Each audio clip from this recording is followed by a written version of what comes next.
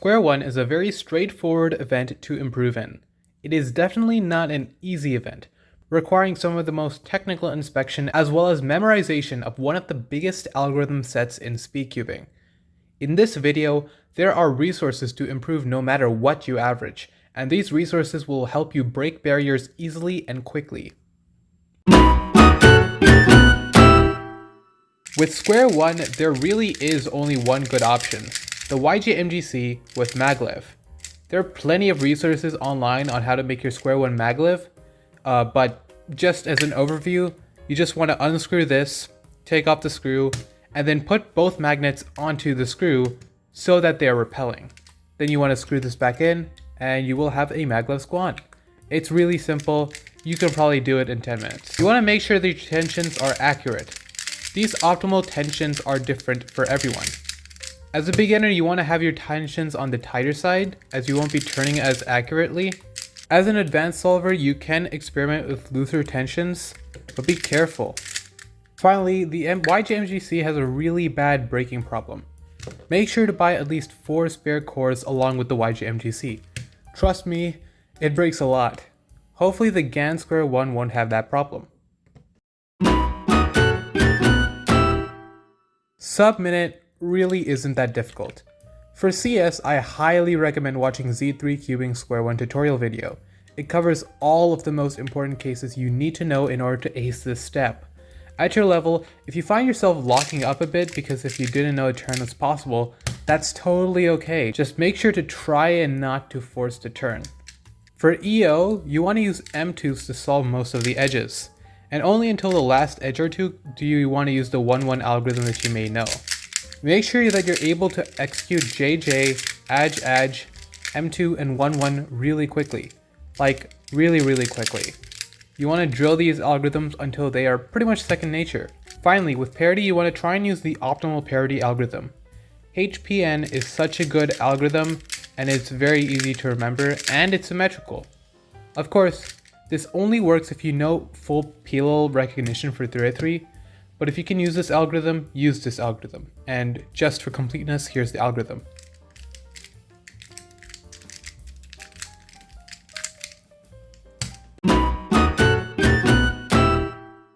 You should try and plan your full cube-shaped solution in inspection. You can do this just by being familiar with the base cases. For example, this case is really easy to do because you can just insert this pair into the top scallop, and now you have 8 star, which you know how to solve just with beginner cube shape.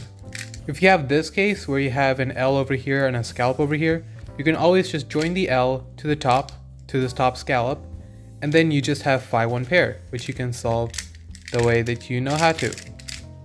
If you have this case where you have a sort of 3-1 thing and a 3-1 thing, you can join them up, and then you're actually going to get a whole bunch of pairs here, as you can see. And then that will actually just give you 2 scallops, which you know how to solve. Finally, if you have a case like this where you have a line here and a line here, you can join these 2 lines to make a barrel, which is just 2 pairs of edges next to each other, which you can then solve into 2 scallops. Corner orientation is really simple. Just get the colors to the top. Of course, you do want to be smart about it.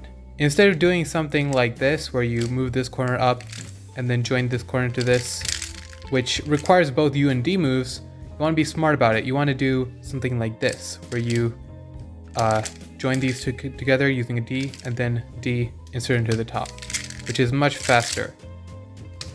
EO, or edge orientation, is a step where you can save a lot of time, because the algs for EO are actually really easy.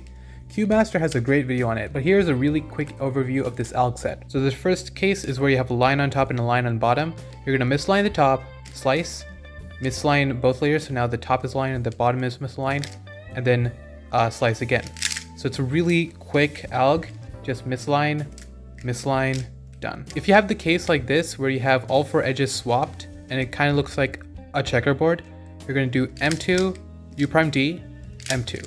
If you have this case, which is known as LL, because this kind of looks like an L and this kind of looks like an L, what you can do is hold it like this so that this L is all the way up here and this L is like sort of opposite on this side, and then do this.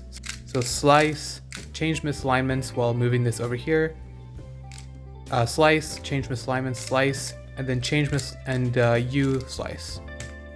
Now for 1-1, you might know a different alg, but this is the best alg to use. You want to have one piece over here and the other piece on the left, so left and a bottom. And then you're going to do slice, U, slice, misalign both layers. So change misalignments, slice, change misalignments while doing a U prime, slice, U prime, slice.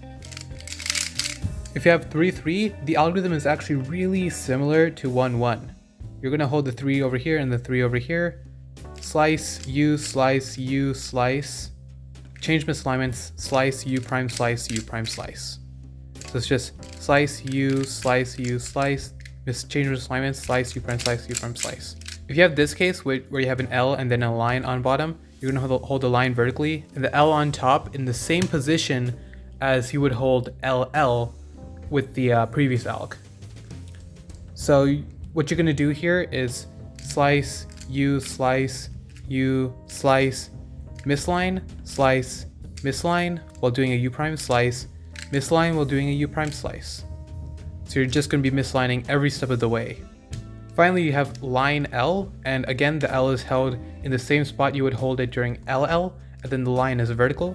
So what you're going to do is slice, U prime, slice, U, slice, misline, slice, U prime, slice, U, slice. So it's actually really simple to remember. CP, or corner permutation, is easier to learn than EO. To memorize it, all you have to do is learn a bunch of U and D moves, and it will work no matter how you misalign it. These algs are incredibly easy to learn, and it will take no time to become proficient at this step. First of all, if you have diag swap PLL on top and bottom, what you're going to do is slice, U D prime, slice, U prime D, slice. So slice, U D prime, slice, U prime D, slice. If you have an adjacent swap on both top and bottom, you're going to keep all the headlights on the back, and then slice, U prime, slice, U D, slice, D prime, slice. So slice, U prime, slice, U D, slice, D prime, slice.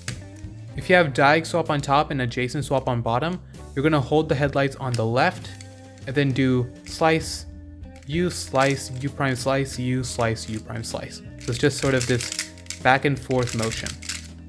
The same is true if you have adjacent swap on top and diag swap on bottom. You're going to hold the headlights on the left, slice, D prime, slice, D prime, slice, D.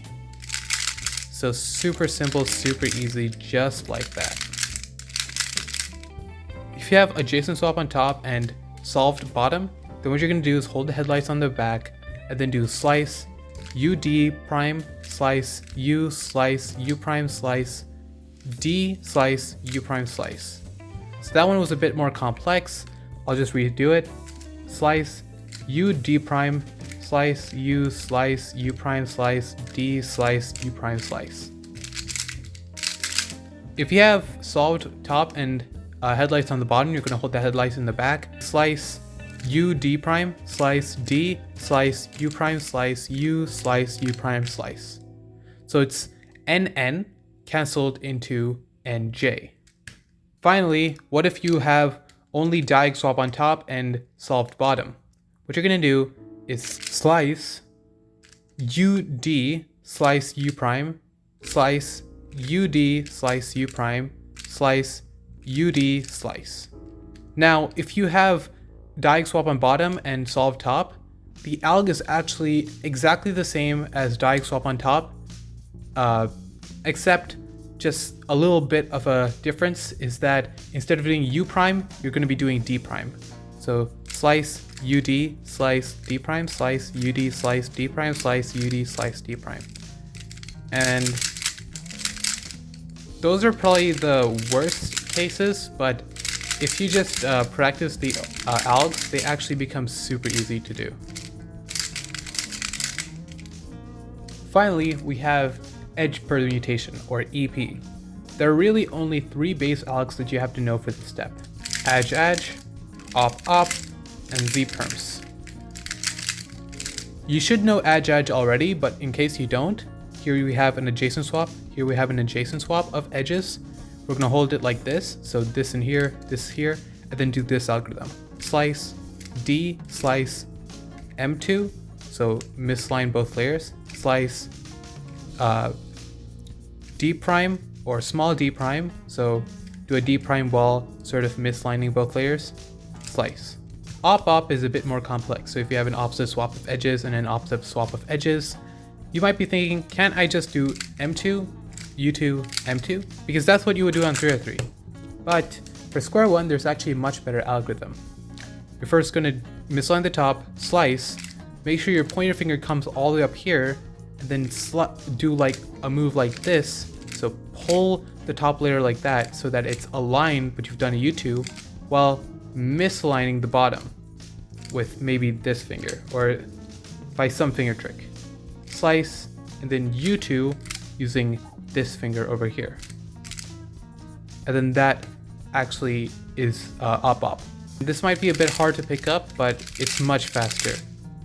If you have a Z perm on top, identify a pair of edges that are swapped, do an M2, a U move to the other edge in the pair, so this is our pair, so I'm going to move toward this edge, another M2, and then the opposite U move, so I'm just going to move back to where I started, and then another M2. This same approach is applicable to D-layer Z perms, just with D moves instead of U moves. So here, we do an M2, move towards this, M2, move back, M2. For parity cases, you want to know the adjacent parity algorithm.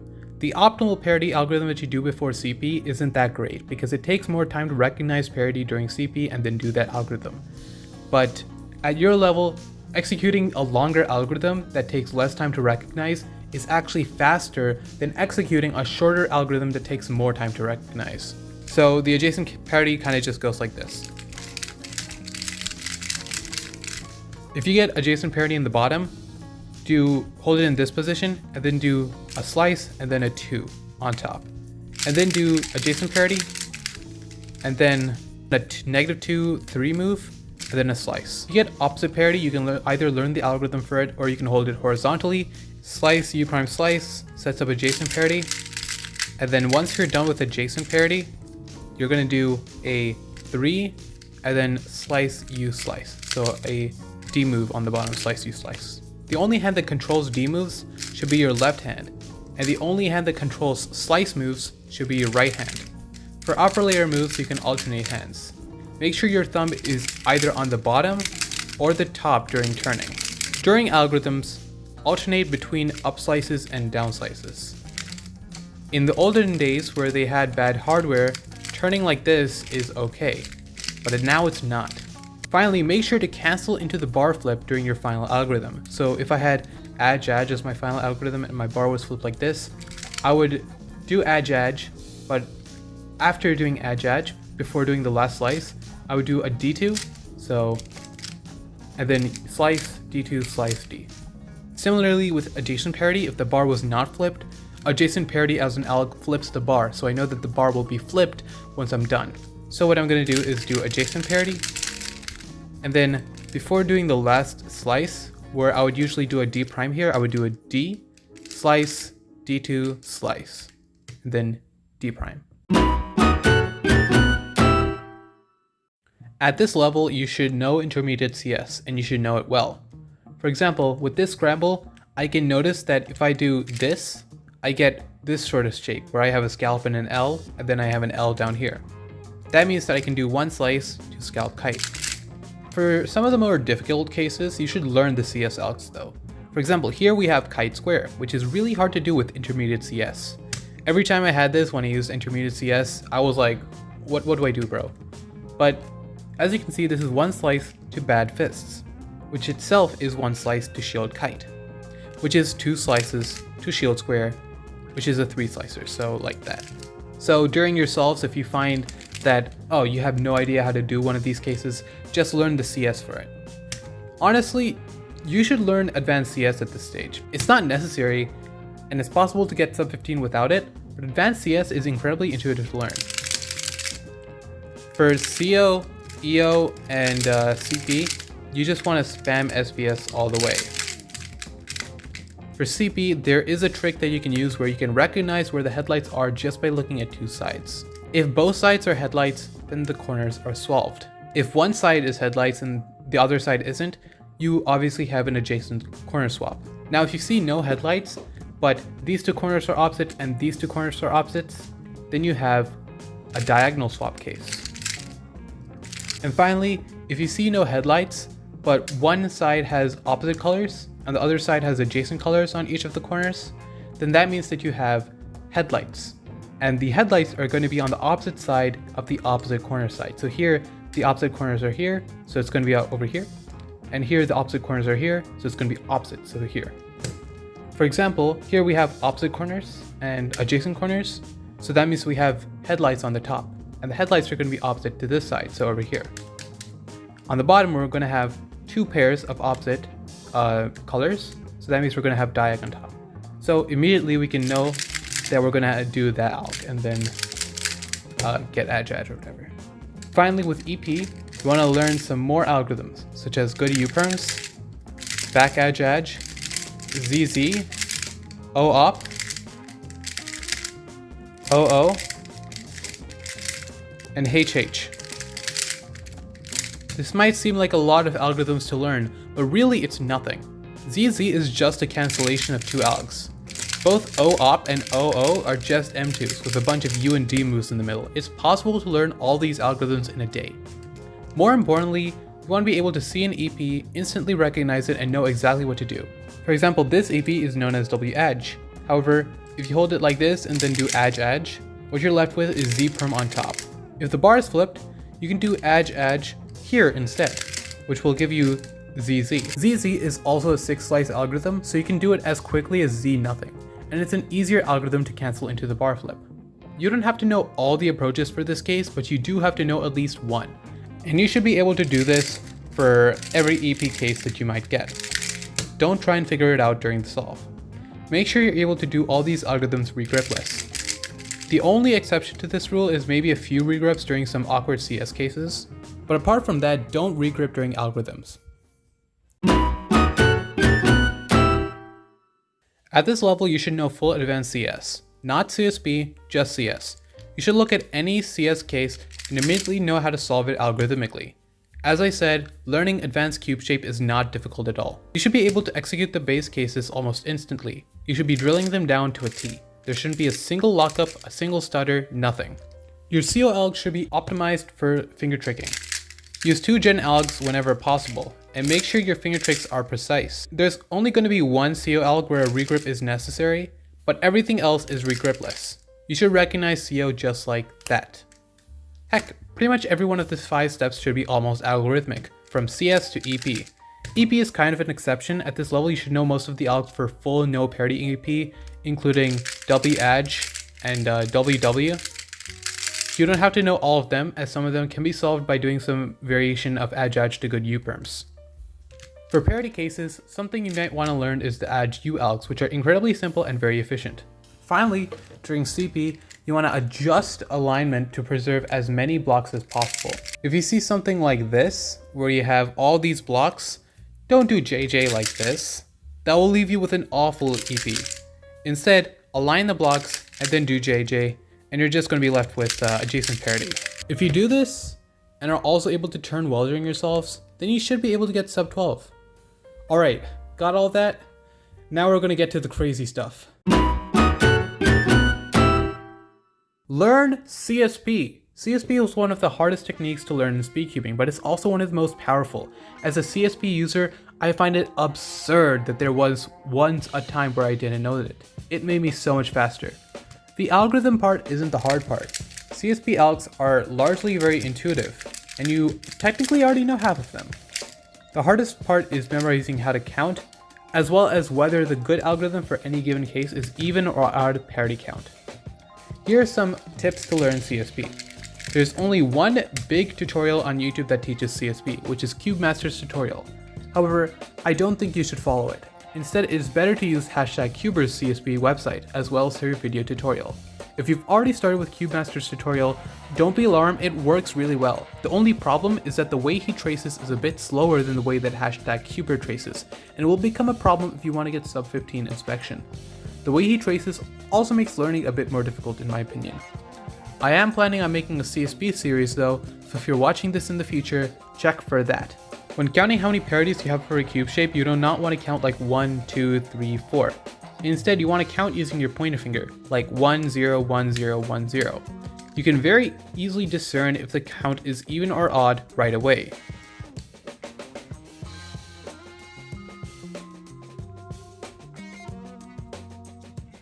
So as you can see, without counting binarily, I would have to first think 5, is that even or odd, and then have to go from there. But right away, I can tell that, oh, I have an odd number. I'm just gonna solve it like I would do with an odd parity count. And then bam, I don't have parity. Finally, with some cases such as barrels, squares, kites, Ls, lines, and pairs, you can trace from a lot of different angles. For example, with Ls, lines, and pairs, you can actually trace from any sliceable sort of angle and it will still be the same. For kites, you can trace from any sliceable angle. So from this position, or this position, or this position. It's all the same. For squares, you can't really trace from any sliceable position, but you can start from this edge, or this edge, or this edge, or this edge, and it will all be the same. Finally, for barrels, you can start from here, here, here, or here, and it will all be the same. So here, here, here, here, and counting will all be the same. After learning CSP, you want to start thinking about look ahead. During the last slice of CSP, you want to be thinking about CO, so I know that this black bar will be down here, and that will allow me to recognize this a lot faster. Here, I notice that this entire block will be solved, so that will help me look ahead for edges. So here I have 1, 1. But that's beginner level look ahead, and we can do a lot better when looking ahead to CP-EP. Before doing EP, glance at the corners. The EO algs that I use preserve corner permutation, and by quickly looking at them before you do your EO alg, you'll be immediately able to transition into CP. For example, here I have headlights, here I have adjacent here and opposite here, so headlights are back here, so I can immediately transition like that. Finally, before doing CP, glance at the PBL case that you have. Based on this PBL, there will be an optimal way to align your CPL. For example, here, if I misalign both of them, I will actually get ZZ, which is a very nice 6 slicer. I have an entire other video about this that I highly suggest that you should watch. By doing all these things, you can remove a lot of the pauses from your solves. Finally, you want to make sure that your Square-1 is properly set up. You want it to feel really good, so there is nothing stopping you from turning as quickly as possible. Turning is a really big part of getting sub 10, and doing these things will help you. Learning OBL and PBL is the easiest way to break this barrier. If you watched my advanced CP-EP tutorial, you already know a decent part of the techniques that you use with PBL. The form of PBL that most people use, that being 2-alg PBL, can take you all the way to the top. OBL is easier to learn, but at the moment you will probably be worse at OBL recognition. As a result, it's probably better to learn OBL first and then PBL after. Except not really, you could also learn it the other way around, it doesn't matter that much. You should be able to execute CSP perfectly. You should make your CSP solution speed optimal and memorize everything from every angle. For example, with this case, where I have 3, 3 and then a line, if I have it from this angle, what I could do is just easily do a slice, and then do a D or D prime based on the parity, which will give me shield, shield. However, what if I get it from this angle? It's really awkward to do a D2 immediately after inspection begins, and it actually costs a lot of time. But what I can instead do is slice like this, which gives me this sort of case. And I can do a very similar thing by making it so that this 3 thing becomes a scallop instead of this 3 thing. And both of those solutions have different CSPs. They solve different types of parity. So if I have the line in this position, that actually will help me save a lot of time without having to do a D2. The same thing should be true for OBL. Initially, you will learn it semi-intuitively, but you want to get to the point where you see an OBL and immediately know how to do it. Oh crap. I'm not at that level yet, but you should be. With PBL, you don't have to execute it at that level yet. It's okay if you regrip between the 2 algorithms, and it's okay if you hesitate a bit between algorithms, but you should be looking ahead. You should be able to visualize the ABFs between and after the algorithms. Trainers will really help you, Something you can do is focus one day on CSP, then the next on OBL, then the next on PBL, and rinse and repeat until you're sub 8. If you're still learning the latter two, do 2 days of practice for them instead of 1. Finally, you really have to practice. Sub 8 is not easy and fewer than 100 people have gotten it officially. Hopefully these tricks help, but in the end, it's a measure of your own determination. Alright, that's it. Thanks for watching, and like and subscribe and all that. This video is sponsored. This July 4th, we come together to honor the land of speed limits, Dasani, and dental floss, America. But there's one thing we freedom-loving Americans love more than guns, and that is Rubik's Cubes. If you're a freedom-loving American like me, join the 303 Solvers Discord server, where you can meet talented cubers from all sorts of events. And also, if you're not a freedom-loving American, you can join the 303 Solvers Discord server. We don't care. This is the best place for people who stand for the flag and kneel for the cube. So on this Independence Day, put down your hunting rifle and... Wait, it's not the 4th anymore? I was late? Crap.